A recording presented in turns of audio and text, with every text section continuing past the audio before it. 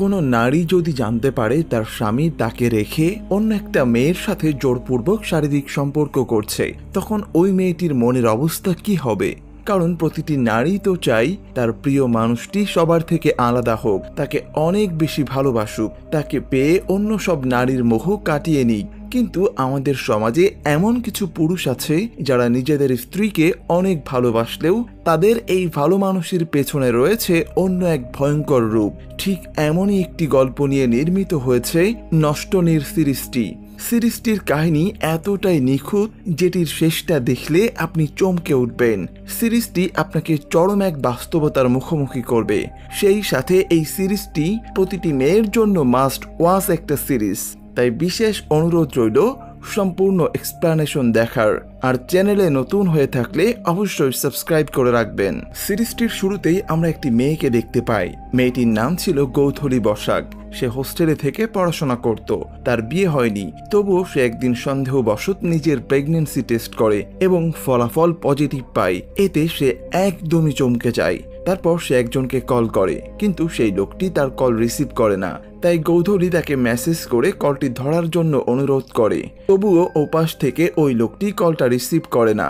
এতে গৌধলি মানসিকভাবে ভেঙে পড়ে এবং অনেক কান্না করে। এরপর আমরা একটা সুখী দম্পতিকে দেখতে পারি। মেয়েটির নাম ছিল অপর্ণা, ডাকনাম অপু। এক সময় সে ক্লাসের টপ স্টুডেন্ট ছিল। তারপর সে ভালোবেসে ঋষভকে বিয়ে করেছে। তাদের 7 বছরের সংসার। তাদের 5 বছরের একটি ছোট্ট মেয়ে আছে। মেয়েটির নাম মিঠি। অপু এখন সংসারের কাজের পাশাপাশি একটি কাপড়ের দোকান চালায়। আর ঋষভ ছিল ফিলোসফি বিভাগের প্রফেসর। কলেজে তার প্রচুর সুনাম রয়েছে। তার বাচনভঙ্গি, ব্যবহারে সবাই খুব মুগ্ধ। এরপর আমাদেরকে আবারও গৌধলিকে দেখানো হয়। সে তখন টেনশনে সিগারেট খাচ্ছিল। তারপর সে আবার সেই লোকটিকে মেসেজ করে কল ধরতে বলে, কিন্তু সে তখন বিরক্ত হয়ে গৌধলিকে ব্লক করে দেয়। আর এতে গৌধলি কান্নায় ভেঙে পড়ে। সেদিন রাতে অপুকে নম্রতা ফোন করে। এই নম্রতা ছিল অপুর সবচেয়ে কাছের বন্ধু। এর ডাকনাম ছিল নিমু। নিমু একটা রিলেশনে ছিল। তার বয়ফ্রেন্ডের নাম ছিল সৌম্য। তাদের এই রিলেশনে কোনো ঝগড়া হলে সেটা অপুর সাথে শেয়ার করত, আর অপু সেটা সমাধান করে দিত। নিমু অপুর সংসারকে খুবই সম্মান করত। পরের দিন সকালবেলা অপু ঋষভের জন্য চা বানিয়ে আনে, আর ঋষভ অপুর জন্য কবিতা বলে। 7 বছর পরও তাদের সংসারে ভালোবাসার কোনো কমতি ছিল না।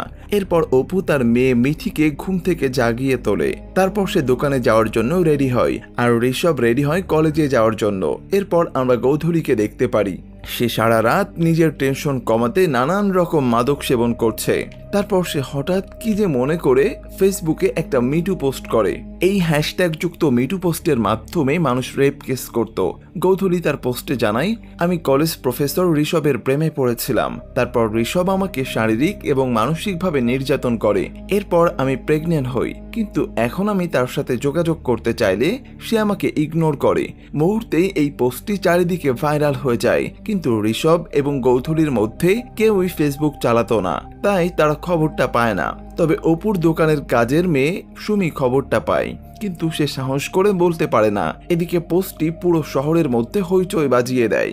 আর বিভিন্ন লোক সেই পোস্টের কমেন্টে কলকাতা পুলিশকে মেনশন করে। এরপর গৌধলি সুইসাইড করারও চেষ্টা করে। আর এদিকে অপুর সেই বান্ধবী নিমু এবং তার বয়ফ্রেন্ড সৌম্য একসাথে ব্রেকফাস্ট করছিল। তখন নিমুর কাছে সেই মিটু পোস্টের নোটিফিকেশন আসে। সে তখন পোস্টটি দেখতেই চমকে যায়, আর সে সৌম্যকে দেখায়। তারপর তারা দুজনেই বিষয়টি দেখে ঘাবড়ে যায়। ঋষভ তো এসবের কিছুই জানতো না, তাই সে ঠিকঠাক ভাবেই ক্লাস নিচ্ছিল।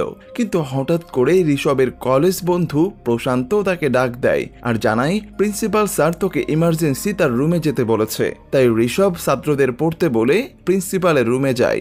সেখানে গিয়ে সে পুলিশ অফিসারকে দেখতে পায়। তখন পুলিশ অফিসার তাকে জানায়, আপনার এক ছাত্রী গৌধলি বসাক, সে আপনার নামে ফেসবুকে একটি মিটু পোস্ট করেছে। আপনি নাকি তার সাথে জোরপূর্বক সম্পর্ক করেছেন এবং এজন্য সে আত্মহত্যারও চেষ্টা করছে। এটা শুনে ঋষভ চমকে যায় এবং বাধ্য হয়েই পুলিশের সাথে থানায় যায়। এবার প্রিন্সিপাল অপুকে ফোন করে আর জানাই ঋষভকে থানায় নিয়ে গেছে। অপু এটা শুনে অনেক অবাক হয় আর এর কারণ জানতে চায়, কিন্তু প্রিন্সিপাল অপুকে কারণটা বলতে লজ্জা পায়। ঠিক তখনই সুমিতাকে সেই পোস্টটি দেখায়। অপু তো এটা দেখে আরো চমকে যায় আর তাড়াতাড়ি নিমুকে ফোন করে। তারপর অপু, নিমু আর সৌম্যকে নিয়ে থানায় আসে আর ঋষভের সাথে দেখা করে। তখন ঋষভ জানায়, আমি এসবের কিচ্ছু জানি না, আমাকে ফাঁসানো হচ্ছে, হয়তো কারো পাপের দায়ভার আমার উপর চাপিয়ে দেওয়া হচ্ছে আর এতদিনের অর্জন করা সব সম্মান ওরা নষ্ট করে দিতে চাচ্ছে। তখন অপু তাকে সাহস দেয় আর বলে সবকিছুই ঠিক হয়ে যাবে, তুমি টেনশন করো না। তারপর ঋষভ তাকে একটি ভালো উকিলের সাথে দেখা করতে বলে। আর এদিকে তাদের বাড়ির কাজের মেয়ে রুমকি মিঠিকে তার স্কুল থেকে বাসার দিকে আনে। রাস্তায় তাদের সাথে মেনুদির দেখা হয়। এই মেনুদি তাদের বাড়িতে রান্না বান্নার কাজ করে। মেনুদি তখন রুমকিকে বলে, আচ্ছা দাদা নাকি কাকে রেপ করেছে? তখন রুমকি বলে, দাদা কখনোই এমন করতে পারে না, আমি তাদের বাড়িতে 6 বছর ধরে আছি, আমি তাকে চিনি। মিঠি তখন তাদের কথা মনোযোগ দিয়ে শুনছিল। এরপর মিঠি বাসায় আসে আর তার মাকে ফোন করে। তারপর মিঠি কথায় কথায় তার মাকে জিজ্ঞেস করে, আচ্ছা মা, রেপ মানে কি? নিজের ছোট্ট মেয়ের মুখে রেপ শব্দ শুনে অপু পুরাই হতবাক হয়ে যায়। আর এদিকে গৌথলির মিসক্যারেজ হয়ে যায়। এদিকে অপু শহরের একজন নামকরা উকিলের কাছে আসে। উকিল তখন জানতে চায়, আপনার আগে বা পরে ঋষভ কি কোনো রিলেশনে ছিল? তখন অপু জানায়, ও যখন কলেজে পড়তো তখন ওর একটা রিলেশন ছিল, তারপর ও আমাকে ছাড়া আর কারোর সাথে রিলেশনে যায়নি। ও পড়াশোনায় অনেক ভালো ছিল, অনেক মেয়ে ওর দিকে আকৃষ্ট হতো, কিন্তু ও কারো সাথেই মিশতো না। ও আমাদের ডিপার্টমেন্টেও কয়েকটা ক্লাস নিয়েছিল, আমাদের মাঝে মাঝে যোগাযোগ হতো। তারপর ওর যখন চাকরি হয় তখন ও আমাকে প্রপোজ করে, তারপর আমরা বিয়ে করে নিই। তারপর উকিল তাদের দাম্পত্য জীবন জানতে চায়। তখন অপু জানায়, আমাদের দাম্পত্য জীবন অনেক সুখময় ছিল, আমরা দুজন দুজনকে অনেক ভালোবাসি এবং সম্মান করি। ও আমার কাছে কখনোই কিছু লুকায় না, সত্যি বলতে ও একজন আদর্শ স্বামী এবং একজন আদর্শ বাবা। তারপর অপু উকিলের সাথে আলাপ করে আসার পর টেনশনে ছিল আর গাড়িতে তাদের পুরনো দিনগুলোর কথা মনে করছিল। তাদের ভালো লাগা, একসাথে সময় কাটানো, তাদের ভালোবাসা এবং বিয়ের স্মৃতিগুলোর কথা মনে করে সে ইমোশনাল হয়ে পড়ে। এরপর নিমু অপুকে তার বাসার সামনে নামিয়ে দেয়। অপু বাসায় পৌঁছে দেখতে পায় সেখানে রিতম এবং স্মিতা এসেছে। রিতম হলো ঋষভের ছোট ভাই আর স্মিতা হলো রিতমের স্ত্রী। তারা ঋষভের এই খারাপ অবস্থা শুনেই চলে এসেছে। অপু তখন তাদের সাথে কিছুক্ষণ কথা বলে ফ্রেশ হতে চায়। অপু তখন খুবই টেনশনে ছিল, কারণ সে যখন উকিলের সাথে দেখা করতে গিয়েছিল তখন উকিল তাকে গৌধলির সাথে দেখা করতে বলেছে। যেহেতু ঋষভের নামে এখনো পর্যন্ত কোনো আইনি কেস করা হয়নি, তাই ঋষভের কেসটি পার্সোনালি মিটমাট করাই বেটার। উকিল তখন জানায়, হয়তো মেয়েটি অন্য কারো সাথে অবৈধ সম্পর্কে লিপ্ত ছিল, এখন হয়তোবা তার কাছ থেকে পাত্তা না পেয়ে একজন সম্মানিত ব্যক্তিকে অসম্মান করতে চাচ্ছে। তাই অপু সেখানে যাওয়ার জন্য মানসিকভাবে প্রস্তুতি নিচ্ছিল। এরপর অপু তার মেয়ে মিঠিকে আদর করে আর বলে, তুমি আমাকে ফোন করে একটা শব্দের মানে জানতে চেয়েছিলে, এই শব্দটা আর কখনোই বলবা না। এসব বলে সে অপুকে শুয়ে থাকতে বলে, কারণ মিঠিকে অপু সবসময় গল্প শুনিয়ে ঘুম পাড়াতো। এরপর সে রিতম আর স্মিতাকে নিয়ে খাবার টেবিলে যায় আর খাওয়া দাওয়া শেষ করে। তারপর অপু মিঠিকে সুয়োরানী দুয়োরানীর গল্প শুনিয়ে ঘুম পাড়িয়ে দেয়। কিন্তু ঋষভ ছিল ক্লস্ট্রোফোরিয়ার রোগী। এই রোগে আক্রান্ত ব্যক্তিরা আবদ্ধ অথবা ছোট রুম বা লিফটে অনেক ভয় পায় এবং তাদের খুবই কষ্ট হয়। তাই ঋষভেরও এই আবদ্ধ জেলখানায় থাকতে খুবই কষ্ট হচ্ছিল। পরের দিন অপু ঘুম থেকে উঠে হালকা কিছু খেয়ে নেয়। তারপর সে রেডি হয় হসপিটালে যাওয়ার জন্য। তখন তার সাথে রিতমও যেতে চায়, কিন্তু অপু জানায়, তুমি সাথে গেলে হয়তো মেয়েটা অস্বস্তি বোধ করবে। তাই অপু একাই বাসা থেকে বের হয়। তারপর সে নিমু আর সৌম্যকে নিয়ে হসপিটালে পর্যন্ত যায়। তারপর তাদেরকে বাহিরে রেখে অপু একটি ফুলের ডালা নিয়ে ভেতরে যায়।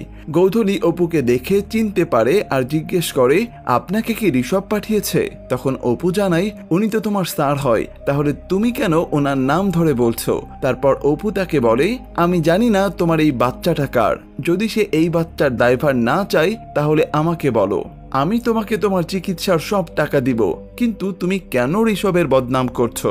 তখন গৌধলি জানায়, আমি বদনাম করছি না, এটা সত্যি আপনার বরেরই সন্তান ছিল। তখন অপু জানতে চাই ছিল মানে? তখন গৌথলি বলে আগে ছিল, কিন্তু গতকাল মিসক্যারেজ হয়ে গেছে।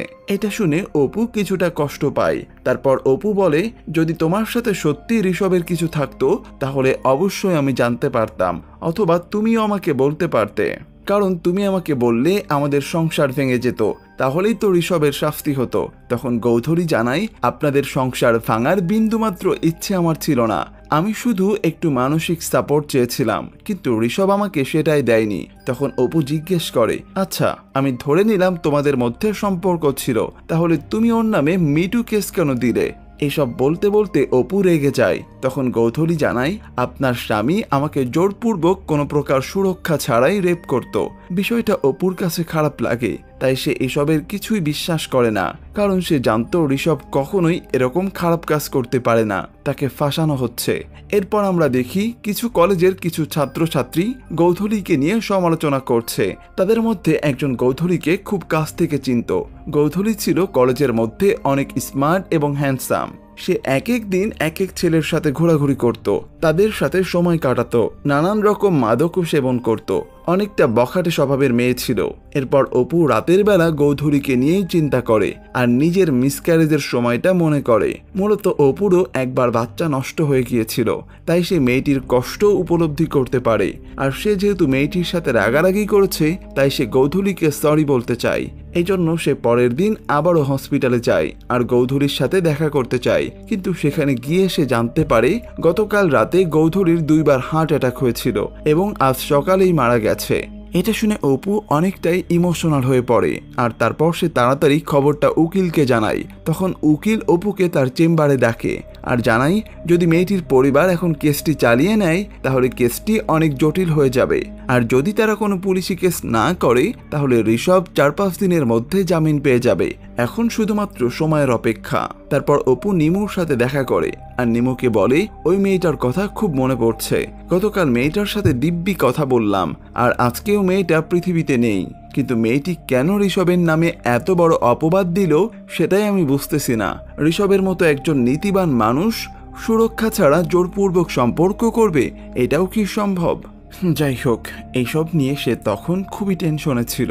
এরপর সে বাসায় এসে ঋষভের আম্মা অর্থাৎ অপুর শাশুড়িকে জিজ্ঞেস করে আচ্ছা ঋষভ কি ছোটবেলায় কোনো কিছু নিয়ে জেদ করতো? তখন তার মা বলে সেরকম করতো না, তবে একবার ঋষভের বাবা কালী পুজোর দিন ঋষভকে একটা রকেট কিনে দিয়েছিল। আমরা সবাই ঋষভকে রকেটটি বোতল থেকে উড়াতে বলেছিলাম, কিন্তু ঋষভ সবার সাথে জোর করে হাত থেকে উড়িয়েছিল। আমরা তখন তাকে কিছুই বলতে পারিনি, কারণ ঋষভ আমাদেরকে বুঝিয়েছিল ও পারবে, ওটাও সেফ। এটা শুনে অপু বাজে কিছু চিন্তা করে। অপু ভাবতে থাকে ঋষভ কিভাবে গৌধরীকে রেপ করেছে। যাই হোক, তারপর সে বিষয়টা কাটিয়ে নেয়। এদিকে মিঠি আর বুবাই তখন একসাথে খেলছিল। এই বুবাই ছিল রিতমের ছেলে। মিঠি তখন গল্প করতে করতে রেপ শব্দটা বলে। অপু তখন এটা শুনে অনেক রেগে যায় আর মিঠিকে থাপ্পড় দেয়। তখন সেখানে রুমকি এসে বিষয়টা সামলে নেয়। অপু তখন মন খারাপ করে ছাদে যেতেই তাকে উকিল ফোন করে আর জানায় মেয়েটির পরিবার কোনো প্রকার কেস করেনি, তারা দাফন কার্য সম্পূর্ণ করেই চলে গেছে, তাই আমরা যে কোনো সময় জামিন করিয়ে নিতে পারবো। এটা শুনে অপুর মনটা একদমই ভালো হয়ে যায় আর সে তখন তার একমাত্র মেয়ে মিঠির কাছে সরি বলে আর জানাই রেপ শব্দটা খুবই খারাপ শব্দ, এটা অনেক পেইনফুল এবং কষ্টকর জিনিস, তুমি আর কখনো এটা বলবে না। তখন মিঠি জানায় আচ্ছা মাম্মান। পরের দিন তারা ঋষভের জামিন করিয়ে আনে। ঋষভ বাড়িতে এসে সবার সাথে ঠিকমতো কথা বললেও অপুর সাথে তেমন কথা বলে না, কারণ অপুর সব কাজ নিমু আর সৌম্যকে নিয়ে করত। এই বিষয়টা ঋষভের তেমন পছন্দ হয়নি। ঋষভ চাইতো না ওদের পারিবারিক ঝামেলায় বাহিরের লোক জড়িত হোক। আর এদিক নিমু আর সৌম্য ভাবতে থাকে মেয়েটি কেন এতদিন ঋষভকে ফাঁসাতে চেয়েছিল। মেয়েটি যদি সত্যি তাকে ফাঁসাতে চাইতো তাহলে তো সে কোনো কিছু দাবি করত। এইসব নিয়ে তারা কিছুটা টেনশন করে। পরের দিন অপু ঋষভের কাছে মেয়েটির ব্যাপারে জানতে চায়। তখন ঋষভ কিছুটা মন খারাপ করে আর বলে কটা দিন জেলে ছিলাম, একদমই মন ভালো নেই, এইসব নিয়ে পরে কথা বলবো। তখন অপু বলে এটা কিন্তু শুধু জেলের ব্যাপার না, গত কয়েকদিনে 2টো প্রাণও চলে গিয়েছে। এটা শুনে ঋষভ রেগে যায় আর বলে তুমি কি জানতে চাও বলো, গৌধরীর বিষয়টাই তো। একসময় গৌধরী আমার ছাত্রী ছিল, মেয়েটি পড়াশোনায় অনেক মেধাবী ছিল, তবে চরিত্রের দিক থেকে একদমই বাজে। কলেজে ওর কয়টা বয়ফ্রেন্ড ছিল গুণে শেষ করা যাবে না। মফস্বল থেকে উঠে আসা একটা নষ্টা মেয়ে। ও যেহেতু ভালো ছাত্রী ছিল তাই আমরা ওকে তেমন কিছু বলতাম না। আর তুমি বললে দুটো প্রাণ চলে গেছে, আরেকটা কে? তখন অপু জানায় ওর বেবি। এটা শুনে ঋষভ চমকে যায়, কারণ সে কখনোই এতটা গভীরভাবে ভাবেনি যতটা গভীরভাবে অপু ভাবে। যাই হোক, এরপর তারা সবকিছু সামলে নিয়ে মিঠিকে ঘুম পাড়িয়ে দেয়। তারপর ঋষভ অপুকে আদর করে, আর তখনই হঠাৎ নিমু তাকে ফোন করে। এতে ঋষভ অনেকটা বিরক্ত হয় এবং সে সেখান থেকে চলে যায়। তখন নিমু অপুর সাথে আগামীকাল দেখা করতে চায়। পরের দিন নিমু অপুকে গৌধুলীর ফেসবুক প্রোফাইল দেখায়। সেখানে গৌধুলীর একটা ছবিতে তার গলায় একটি লকেট ছিল, যার অক্ষর ছিল আর। গৌধুলীর নামের কোথাও তো আর নেই, তাহলে এই আরটা কার? আর এটাই বুঝতে চায় নিমু। তখন অপু জানায়, আমি ঋষভের কাছে শুনেছি ওর নাকি অনেকগুলো বয়ফ্রেন্ড ছিল, হয়তো তাদের মধ্যেই কেউ একজন হবে। এরপর সে বাসায় চলে আসে, আর সেদিন রাতে অপু তার ফোনে ফেসবুক অ্যাপসটি ইনস্টল করে নেয় আর তার সেই পুরনো অ্যাকাউন্টটি ওপেন করে। তারপর সেখানে ঋষভ চলে আসায় অপু ফোন রেখে শুয়ে পড়ে। পরের দিন ঋষভের কলেজ সেমিনারে একটি প্রোগ্রাম ছিল, সেখানে ঋষভকে বক্তব্য দিতে হবে। তাই ঋষভ আর অপু একসাথে কলেজে যাচ্ছিল। তখন প্রশান্ত ঋষভকে ফোন করে আর জানায়, সৌপ্তিকদের গ্রুপ তোর সাসপেনশনের জন্য স্বাক্ষরও নিচ্ছে। তারা তোর বিরুদ্ধে সেক্সুয়াল হ্যারাসমেন্টের অভিযোগ রেখেছে। ঋষভ কথা বলার সময় সাউন্ড স্পিকারে রেখেছিল, তাই অপুও শুনে ফেলে এবং এতে দুজনেই খুবই টেনশনে পড়ে যায়। যাই হোক, তারপর তারা আবারও কলেজের উদ্দেশ্যে রওনা হয়। কলেজে অত্যন্ত সম্মানের সহিত ঋষভকে বক্তব্য দেওয়ার জন্য আমন্ত্রণ জানানো হয়। ঋষভ তার বক্তব্যের শুরুতেই গৌধুলীর আত্মার শান্তির জন্য 2 মিনিট নীরবতা পালন করে। এরপর সে তার সাথে ঘটে যাওয়া এতদিনের ঘটনাটা বলতে থাকে। তখন সবাই মনোযোগ দিয়ে তার বক্তব্য শুনছিল। বক্তব্যের শেষের দিকে ঋষভ জানায়, যে কোনো পরিস্থিতিতে হোক আমি ওর শেষ সময়ে পাশে থাকতে পারিনি, তাই ওর স্মৃতির উদ্দেশ্যে এই ফুলটুকু রইল। বিষয়টা অপুর কাছে অনেকটাই কৌতূহলী লাগে, কারণ বাড়িতে ঋষভ বলেছিল গৌধুলী নাকি বখাটে মেয়ে ছিল, আর এখন সে কলেজে তাকে এত সম্মান দিচ্ছে। যাই হোক, এরপর অপু একজন কলেজ ছাত্রীর সাথে কথা বলে জানতে পারে গৌধুলী খুবই ভালো ছাত্রী ছিল, আজ তার কলেজে পেপার পড়ার কথা ছিল। এসব কথা শুনে অপু কিছুটা অবাক হয় আর জানতে চাই, গৌধুলী তো একটা বখাটে মেয়ে ছিল, তাই না? তখন পাশ থেকে অনুভব কথাটা শুনে উত্তর দেয়, সেটা বখাটের সংজ্ঞার উপর নির্ভর করে। এরপর অপু বাসায় এসে অনুভবের ফেসবুক প্রোফাইল ঘাটাঘাটি করে। সেখান থেকে সে দেখতে পারে গৌধুলীর সাথে অনুভবের অনেক ভালো সম্পর্কই ছিল, তাদের একসাথে অনেক ছবিও আছে। এসব দেখে অপু ধারণা করে হয়তো অনুভবের থেকে গৌধুলীর সম্পর্কে ধারণা নেওয়া যাবে, তাই সে অনুভবকে মেসেজ করে তার নাম্বার চায়। তারপর রাতের বেলা অনুভব তাকে নাম্বার দেয়।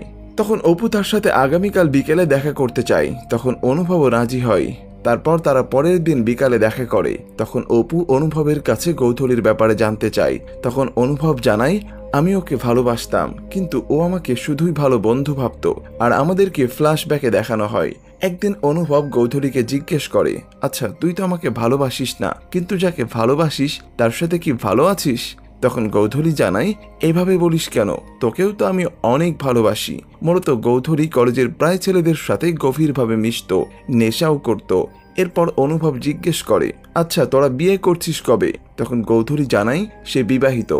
এটা শুনে অনুভব জিজ্ঞেস করে, এরকম একটা অনিশ্চিত সম্পর্কে আছিস কেন? তখন গৌধুলী বলে, তাকে ছাড়া থাকতে পারি না তাই। আর সব সম্পর্কেই কি বিয়ে করতে হবে নাকি? তারপর একদিন হঠাৎ করেই গৌধুলী কলেজে আসা বন্ধ করে দেয়। ফোন দিলে ফোনও ধরে না। তখন অনুভব তার বাড়িতে গিয়ে দেখে গৌধুলী অনেক কান্না করছে। অনুভব তখন কারণ জানতে চায়। তখন গৌধুলী বলে, ও এখন আর আমার কল রিসিভ করে না, আমার সাথে যোগাযোগ বন্ধ করে দিয়েছে। তখন অনুভব তার নাম জানতে চায়, কিন্তু গৌধুলী জানায় না। এরপর কাহিনীটা আবারও বর্তমানে চলে আসে। তখন অপু জানতে চায়, আচ্ছা তোমার কি মনে হয় তোমাদের স্যার কি এত জঘন্য কাজ করতে পারে? তখন অনুভব বলে, সেটা বলতে পারছি না, তবে স্যার সবসময় মেয়েদেরকে তার প্রতি আকৃষ্ট করতে চাইতো। সে চাইতো মেয়েরা তার আশেপাশে ঘোরাঘুরি করুক, খোলামেলা পোশাক পরুক। এসব শুনে অপু খুবই কষ্ট পায় আর সেখান থেকে চলে আসে। তারপর সে নিমুর সাথে দেখা করে। তখন সৌম্য তাকে একটি ভয়েস নোট শোনায়। সেখানে প্রত্যুষা বসাক নামের একজন মেয়ে বলেছে, দিদি তুই এভাবে চলে যেতে পারিস না। আমাকে এখন কে কলকাতায় পড়ার স্বপ্ন দেখাবে? আমাকে কে বই খাতা কিনে দেবে? দিদি আমি তো সব কষ্ট বুঝতে পারতাম, তুই নিজের মধ্যে হাজারো কষ্ট লুকিয়ে রেখে আমাদের সাথে হাসতি। ওরা কোনোদিনই ভালো হবে না। ওরা ওদের পাপের শাস্তি পাবেই পাবে। এটা শুনে অপু বুঝতে পারে এই মেয়েটি হয়তো আসল সত্যটা জানে। তারপর তারা মেয়েটির প্রোফাইল থেকে ঠিকানা কালেক্ট করে। এরপর অপু সেখানে যেতে চায়, তাই নিমু আর সৌম্যকে সবকিছু রেডি করতে বলে। তারপর অপু বাসায় এসে জানায় তাকে কাপড় আনতে বিষ্ণুপুরে যেতে হবে। তখন তার শাশুড়ি জানায় সবে ঋষভ বাড়ি ফিরল, তাই কয়েকটা দিন পর শাড়ি আনতে যেও। তখন অপু জানায় তাঁতিদের টাকা আটকে আছে, এজন্য যেতে হবে, আর এখন তো আপনারাও আছেন, এই সময় ঘুরে আসা বেটার হবে, আর একদিনেরই তো ব্যাপার। এসব বলে সে সবাইকে রাজি করিয়ে নেয়। পরের দিন অপু, নিমু আর সৌম্য মদিনীপুরের উদ্দেশ্যে রওনা হয়। সেখানে পৌঁছে তারা গৌধূলির বাসা খুঁজে বের করে আর গৌধূলির বাড়িতে যায়। অপু তাদের পরিবারের কাছে গৌধূলির সম্পর্কে জানতে চায়। গৌধূলির মা বাবা অনেক আগেই মারা গিয়েছে। তারপর থেকে গৌধূলি তার কাকা কাকির কাছেই বড় হয়েছে। তারা জানায় গৌধূলি ছোটবেলা থেকেই কিছুটা দুষ্টু প্রকৃতির ছিল। বাবা মার আদর না পেলে যেমনটা হয় আর কি, কিন্তু পড়াশোনায় ভালো ছিল, তাই কলকাতায় পাঠিয়েছিলাম। কিন্তু সেখানে গিয়ে নাকি নেশা করত, বিভিন্ন ছেলেদের সাথে মিশত। তখন সৌম্য জানতে চায়, আচ্ছা আপনারা এই ঘটনার পর পুলিশি কেস করলেন না কেন? তখন গৌধূলির কাকি জানাই বিয়ের আগেই পেটে বাচ্চা, এসব যদি সমাজের লোকেরা জানতো তাহলে আমাদের এক ঘরে করে দিত। আর আমারও তো একটা মেয়ে আছে, তার পড়াশোনা, বিয়ে এসবের সমস্যা হতো, তাই আমরা এসবে জড়াইনি, শুধুমাত্র দাফন সম্পন্ন করে চলে এসেছি। তারপর অপু প্রত্যাশার কথা জিজ্ঞেস করে আর তার সাথে কথা বলতে চায়। এরপর তারা প্রত্যুষাকে তার দিদির প্রেমিকের কথা জিজ্ঞেস করে। তখন প্রত্যুষা বলে আমাকে কোনোদিন দিদি তার বয়ফ্রেন্ডের নাম বলেনি, তবে দিদি যখন গ্রামে আসছিল তখন তার সাথে একজন মধ্যবয়স্ক লোক দেখা করতে আসছিল। আমি সেদিন স্কুল থেকে বাড়ি ফিরছিলাম, তখন দেখি সেই লোকটি দিদির সাথে জোর করে মিশতে চাচ্ছে, কিন্তু দিদি বলছে আমি তো তোমাকে বিয়ে করতে চাইনি, সংসারও চাইনি, শুধু একটু মানসিক সাপোর্ট চেয়েছিলাম। সবার সামনে দেখা হলে পাশ দিয়ে এমনভাবে হেঁটে চলে যাও যেন আমি কেউ না, তাহলে এখন কেন এত ভালোবাসা? কিন্তু সেই লোকটি দিদির কোনো কথায় কান না দিয়ে তার সাথে জোরপূর্বক সম্পর্ক করে। এরপর সেদিন তাদের মধ্যে সবকিছু ঠিকঠাক হয়ে যায়, তারা আবার কলকাতায় চলে যায়। কিন্তু তারপর থেকে দিদি যখনই বাড়ি আসতো তখনই তাদের মধ্যে ঝগড়া হতো। দিদি তখন তাকে অনেক ভালোবাসতো, তাই দিদি তাকে ফোন কলে বলেছিল স্বীকৃতি চায় না, সংসার চায় না, তবে একটা সম্পর্ক তো, কিন্তু তুমি তো আমাকে কখনো সেটা অনুভবই করতে দাও না, সেফটির জন্য তুমি ওসবও ব্যবহার করো না, আবার তোমার একটা ছবিও আপলোড করতে পারে না, তাহলে এটা আবার কিসের ভালোবাসা? কিন্তু সেই লোকটি এসব শুনে দিদির সাথে ঝগড়া করত আর তাকে ইগনোর করত। এরপর যখন দিদি কলকাতায় আসে তখন আর আমাদের কল রিসিভ করতো না, শুধু মেসেজ করে বলতো পরে কল দিচ্ছি। দিদি তখন খুবই কষ্ট পাচ্ছিল। তখন অপু জিজ্ঞেস করে তোমার দিদির অনেকগুলো বয়ফ্রেন্ড ছিল তাই না? তখন প্রত্যুষা বলে না তো, বন্ধু ছিল অনেক, তবে দিদি শুধু সেই লোকটাকেই ভালোবাসতো। তখন সৌম্য বলে ছবি দেখালে তুমি কি চিনতে পারবে? তখন প্রত্যুষা জানাই হ্যাঁ চিনতে পারবো। তখন অপু তাকে ঋষভের ছবি দেখায়, তখন সে জানাই এই লোকটাই। এটা শুনে অপুর পুরো পৃথিবী অন্ধকার হয়ে যায়। তার 7 বছরের সংসার, ঋষভের প্রতি সম্মান, ভালোবাসা, শ্রদ্ধা সবই ধূলিসাৎ হয়ে যায়। সে কান্নায় ভেঙে পড়ে। আর এদিকে প্রশান্ত ঋষভকে ফোন করে জানায় তোর সাসপেনশনের জন্য ওরা যে সই জোগাড় করেছিল সেখানে মাত্র 9 সই জোগাড় করতে পেরেছে, আর এখানে তেমন কোনো জোরালো সই নেই। তখন ঋষভ বলে তাহলে ওরা আমার কোনো ক্ষতি করতে পারবে না। অন্যদিকে অপু সেখান থেকে সরাসরি উকিলের কাছে যায় আর উকিলকে জানায় আপনি খুব শীঘ্রই একটি ডিভোর্স নোটিশ তৈরি করে ঋষভের কাছে পাঠান। তখন উকিল অবাক হয় আর বলে আপনি তো তাকে অনেক ভালোবাসেন, তাহলে হঠাৎ কেন এরকম সিদ্ধান্ত নিচ্ছেন? তখন নীলু বলে একটু ভেবে সিদ্ধান্ত নে, তোর 7 বছরের সংসার, একটা মেয়েও আছে। তখন অপু বলে এটা যদি শুধু পরকীয়ার সম্পর্ক থাকতো তাহলে হয়তো আমি ভাবতাম, কিন্তু না, এটা জোরপূর্বক শারীরিক সম্পর্ক।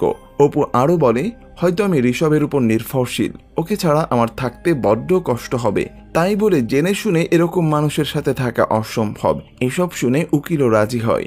এরপর অপু বাড়িতে আসে। তখন ঋষভ বলে আমি গিজারটা অন করে দিচ্ছি, তুমি স্নান করে নাও। তখন অপু বলে স্নান কি সবকিছু ধুয়ে দিতে পারে ঋষভ? তখন ঋষভ বলে বিষ্ণুপুর থেকে কি তোমার কাব্যিকতা পেয়েছে? তখন অপু বলে কবিতা, কাব্য, ছাত্রীদের মুগ্ধতা এসব তো তোমার কাম্য। এসব শুনে অপুর শাশুড়ি বলে এসব তর্ক করা বাদ দাও, জানো অপু আজ ঋষভ অনেক সুন্দর শরৎ বাজাচ্ছিল, তুমি থাকলে অনেক সুন্দর হতো। তখন অপু বলে আপনার মনে আছে কি মা, রোম যখন পড়ছিল তখন নীরও বেহালা বাজাচ্ছিল, এসব বলে কাঁদতে কাঁদতে অপু স্নান করতে চলে যায়, কিন্তু ঋষভ এসবের কিছুই বুঝতে পারে না। তখন ঋষভকে প্রশান্ত কল করে আর জানায় হয়তো এখন তোর বাঁচাটা মুশকিল হয়ে পড়বে, কারণ তোর সাসপেনশনের জন্য যে সই জোগাড় করা হচ্ছিল সেখানে একটা জোরালো সই পড়েছে। তখন ঋষভ বলে কে সই করেছে? তখন প্রশান্ত জানায় অপু। মূলত অপু উকিলের সাথে দেখা করে কলেজে যায় আর ঋষভের বিরুদ্ধে সই করে। আর এখন অপু স্নান শেষ করে নিজের প্রেগন্যান্সি টেস্ট করে আর ফলাফল পজিটিভ পায়। তখন অপুর পেটেও ঋষভের সন্তান। সে এখন কি করবে? হয়তো ঋষভকে ছেড়ে দিলে তার এই সন্তান পিতৃ পরিচয় ছাড়াই বড় করতে হবে, আর এদিকে ঋষভই বা অপুকে ছাড়া কিভাবে থাকবে? এরকমই একটা রহস্যের বেড়াজালে শেষ হয় এই সিরিজের সিজন 1। পুরো সিরিজটি আপনাদের কাছে কেমন লাগলো সেটা অবশ্যই কমেন্ট করে জানাবেন, আর পরবর্তী সিজনের এক্সপ্লানেশন পেতে অবশ্যই চ্যানেলটি সাবস্ক্রাইব করে রাখবেন। ধন্যবাদ।